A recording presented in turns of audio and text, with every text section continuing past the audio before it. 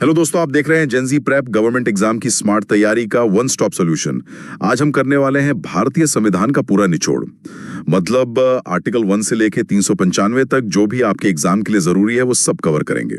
और हमारा मिशन है कि आपको सिर्फ देखना है, याद कराने की जिम्मेदारी हमारी है। हम आपको कुछ ऐसी ट्रिक्स और कहानियां बताएंगे कि संविधान के आर्टिकल आपकी उंगलियों पर होंगे। चलिए मिशन स्टार्ट करते हैं। तो सबसे पहले समझते हैं कि हमारे संविधान का ढांचा कैसा है। मतलब जब हमारा संविधान बना था, यानी मूल संविधान, और आज की स्थिति में क्या फर्क है। बिल्कुल, ये बहुत जरूरी सवाल है। देखिए, मूल संविधान में 395 अनुच्छेद, जिन्हें हम आर्टिकल्स कहते हैं, 22 भाग और 8 अनुसूचियां थी। ओके। लेकिन आज इतने सारे संशोधनों के बाद 470 से भी ज्यादा आर्टिकल्स हैं, 25 भाग और 12 अनुसूचियां हैं। यहीं पे एक कंफ्यूजन होता है 25 भाग को लेकर।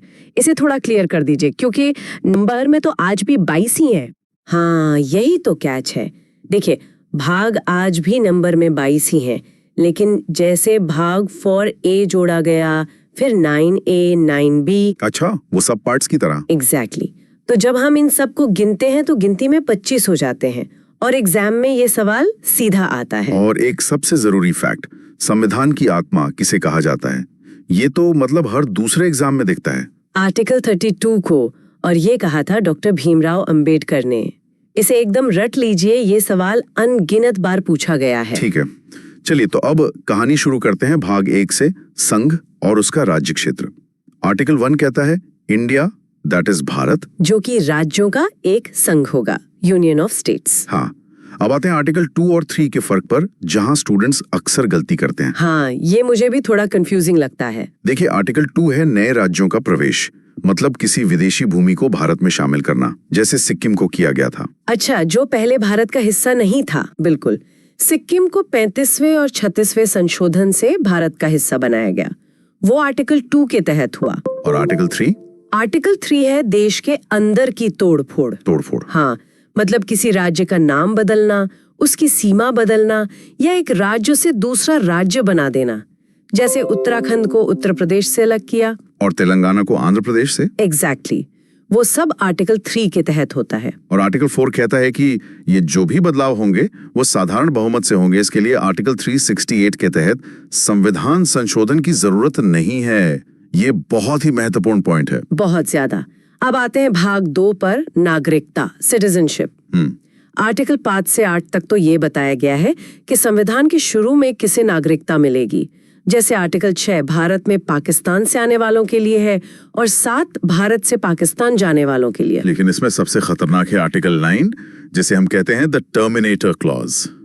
इसका क्या मतलब है? इसका मतलब सीधा सा है, जैसे ही आपने किसी दूसरे देश की नागरिकता ली, भारत की नागरिकता खत्म, टर्मिनेट हो जाएगी।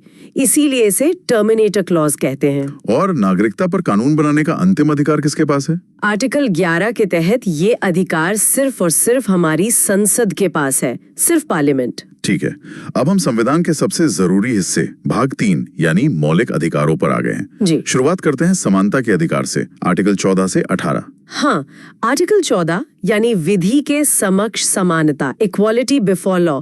इसे याद रखने की एक ट्रिक है, 14 = 7 + 7, यानी हम सब साथ हैं, कानून के लिए सब बराबर हैं। बढ़िया ट्रिक है।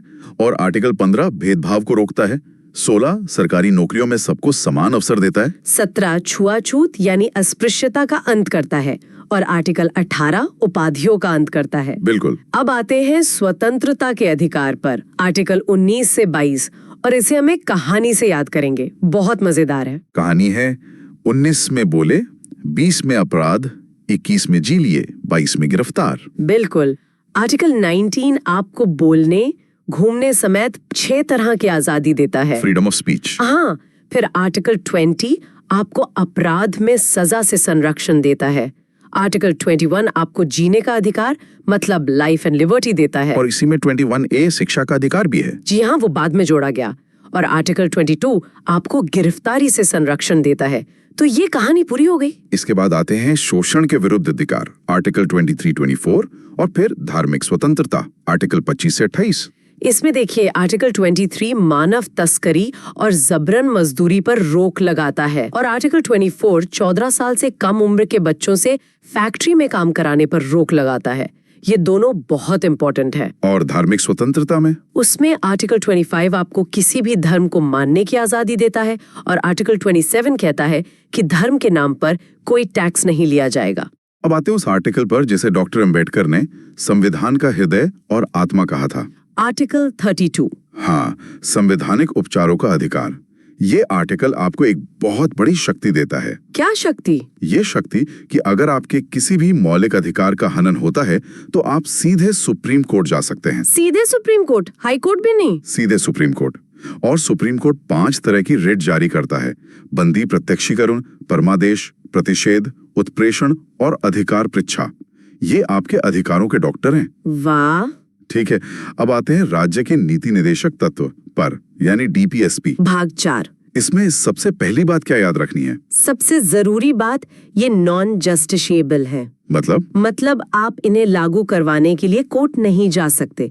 ये सरकार के लिए एक नैतिक गाइडलाइन है, एक मॉरल कंपास की तरह। अच्छा, तो इसमें कुछ जरूरी आर्टिकल बता दीजिए जो एग्जाम में आते हैं। जरूर। एक तो है आर्टिकल 40 ग्राम पंचायतों के गठन के बारे में, फिर है आर्टिकल 44 समान नागरिक संहिता, यूनिफॉर्म सिविल कोड। हाँ, इसे याद रखें, 4 और 4 बराबर, तो कानून भी सबके लिए बराबर।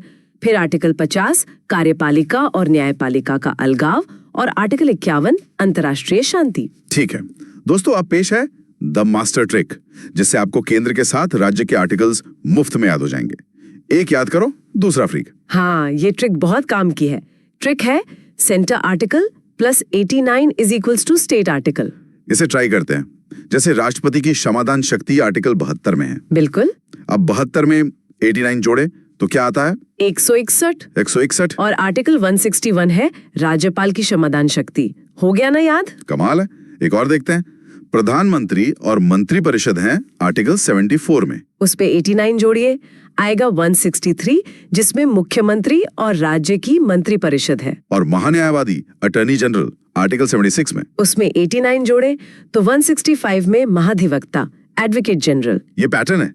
यही ट्रिक विधायिका पर भी काम करती है। संसद आर्टिकल 79 हाँ, प्लस 89 तो बन गया विधानमंडल आर्टिकल 168 और लोकसभा आर्टिकल 81 प्लस 89।